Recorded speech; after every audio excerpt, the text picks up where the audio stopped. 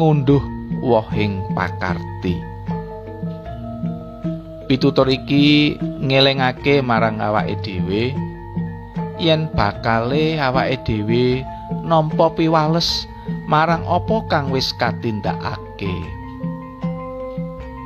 Yen tumindake saiki becik lan migunani, mula besok uga bakal nampa kabecikan ing tembe mburi. Sakwalike, yen saiki tumindake ala lan gawe rekasaning wong liya, mula besok uga bakal nampa piwales kang ora beda.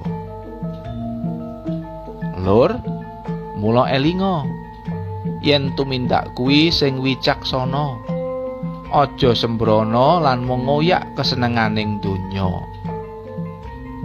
Ati lan pikiran kudu ditata, sikap lan tumindake dijaga, supaya awake dhewe uga isa ngunduh woh kang becik sakjroning urip ning donya.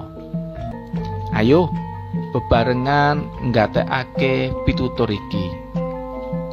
Ngunduh wohing pakarti, supaya tumindake awake dhewe luwih ati-ati saengga ngunduh woh kang becik ing tembe mburi, lan uga uripe mulyakake asmane Gusti.